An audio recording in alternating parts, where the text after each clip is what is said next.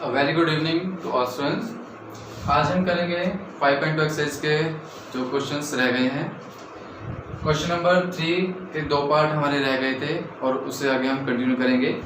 Third का हमारे पास third part है 5 और 9 1/2 मिक्स फ्रैक्शन दे रखी है और एक सिंपल वैल्यू दे रखी है आपके पास। अब सबसे पहले देखिए आपको कौन सी वैल्यूज गिवन है, फर्स्ट है, सेकंड है, थर्ड है या फोर्थ है। वहीं से आप फॉर्मूला अप्लाई कर सकते हैं बहुत ही इजी। एक तो फर्स्ट टर्म गिवन है आपके पास a = 5 और कौन सी वैल्यू गिवन है 1 2 3 4। a 4 गिवन है कितना 9 1/2 दैट मींस 9 2 18 18 + 1 19/2। अगर a4 19/2 है, a4 का मीनिंग क्या होगा a + 3d 19/2। आंसर निकलेगा। बस देखिए a की वैल्यू यहाँ पे पुट करिए d आ जाएगा।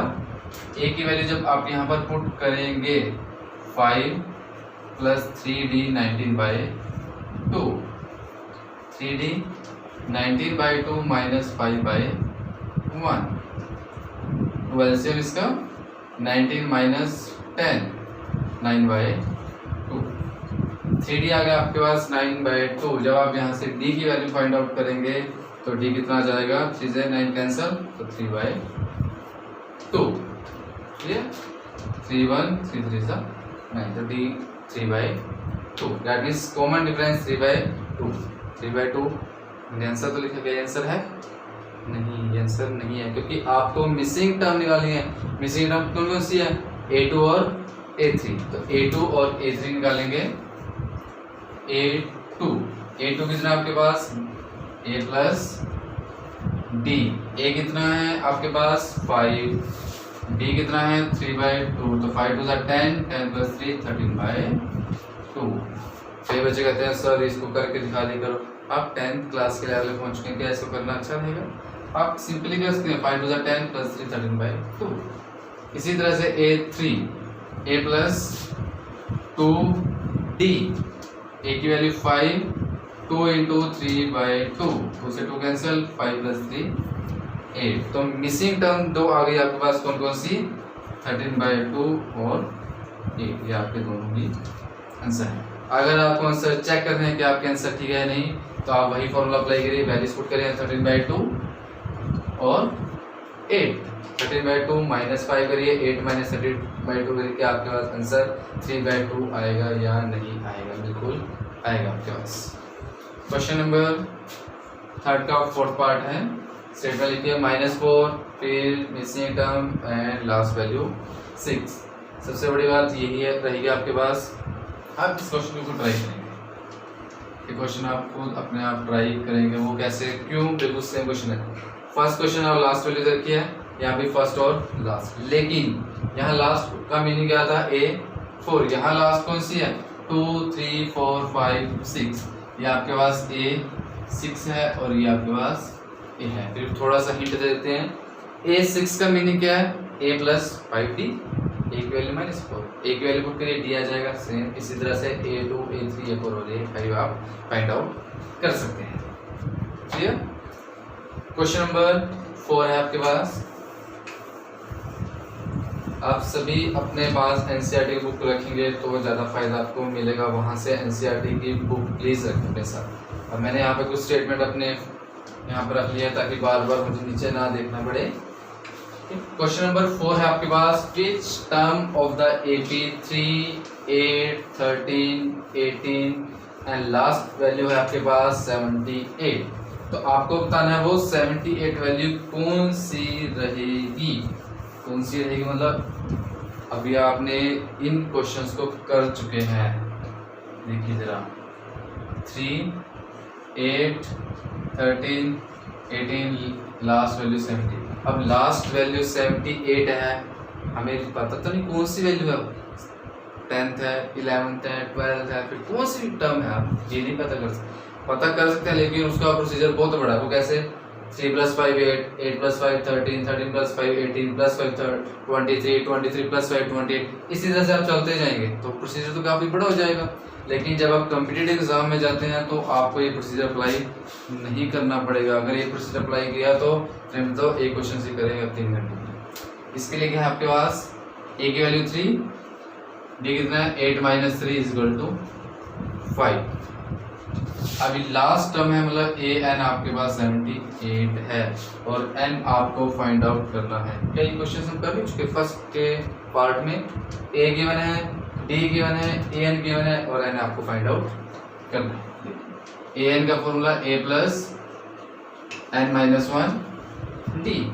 ए एन है आपके पास 78, ए है 3, एन माइनस 1 एन आपको फाइंड आउट करना है, डी आपके पास 5। 78 minus 3 5 N minus 5 75 5 N minus 5 75 plus 5 5 N 70 plus 5 80 5 N 85 5 N N कितना आ जाएगा आपके पास 16। तो ये 16th टर्म इज 78।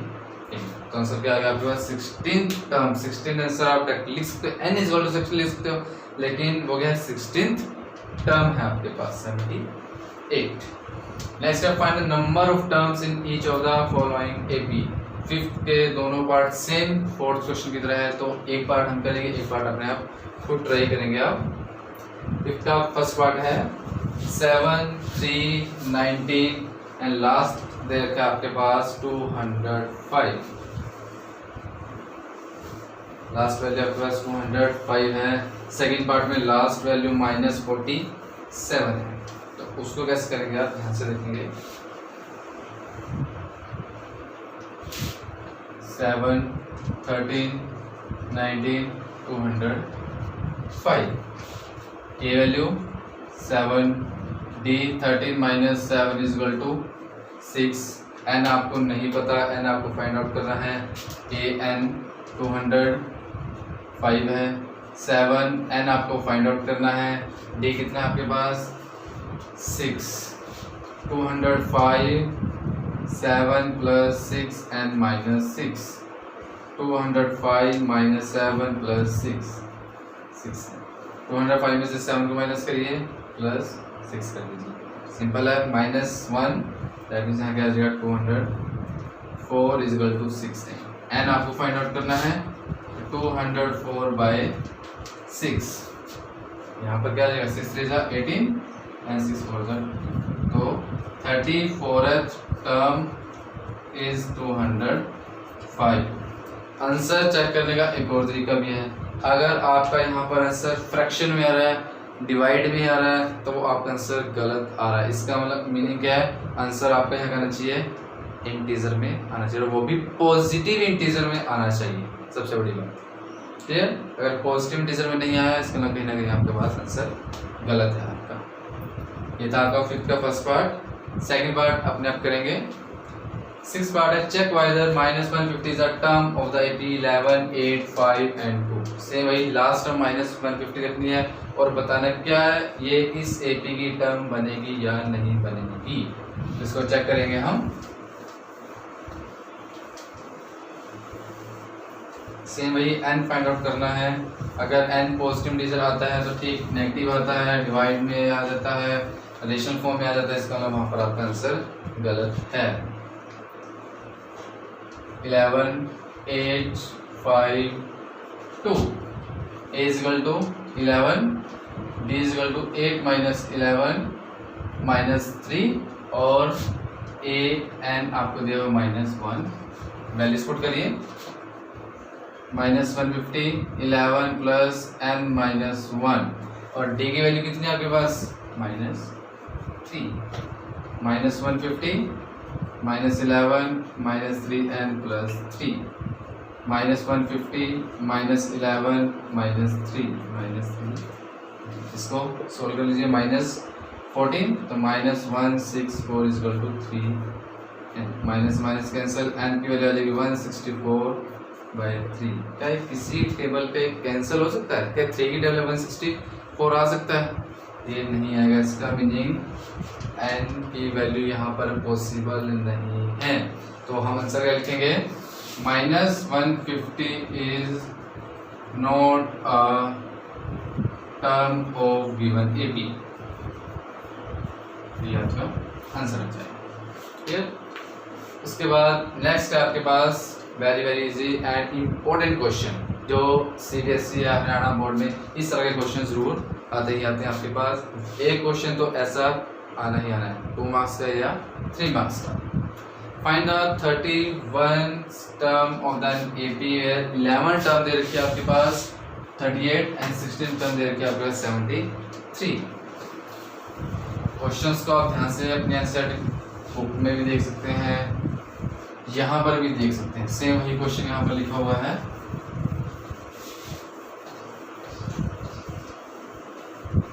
क्वेश्चन है आपके पास A31 आपको फाइंड आउट करना है, A11 आपके पास 38 है और A16 आपके पास 73 है।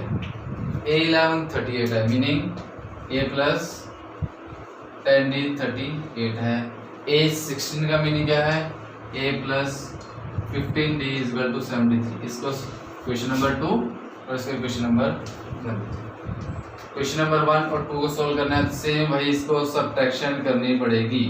A plus 10D equal to 38, A plus 15D equal to 73। Minus minus minus cancel करेंगे, 10D minus 15D minus 5D, 38 में 73 माइनस करिए। माइनस करने का ये नहीं है कि 8 में से 3 को माइनस करना है, आपने माइनस को 73 में से 38 ही माइनस करना है, लेकिन साइन माइनस का 5 माइनस माइनस कैंसिल, डी की वैल्यू कितनी आ जाएगी पास 35/5 दैट मींस 7। डी की वैल्यू 7 आ गई। आपको क्या फाइंड आउट करना है, 31 टर्म। 31 का मीनिंग क्या है यहाँ पर, A प्लस 30D। अब आप सोच रहे हैं इस तरह के क्वेश्चन तो अभी हमने किए, इस तरह क्वेश्चन आपने थर्ड में पढ़े, जो मिसिंग टर्म है, ये मिसिंग टर्म वाले तो क्वेश्चन पर, लेकिन क्या दे दिया स्टेटमेंट। A की वैल्यू आपके पास नहीं दिया, पहले तो सबसे पहले A भी फाइंड आउट करना पड़ेगा। D की वैल्यू यहाँ पर पुट कर लीजिए, A plus 10D equal to 38, 10 multiply 7 equal to 38। A 38 minus 70 कितना आ जाएगा आपके पास, 38 माइनस 70 बाहर माइनस 2 32।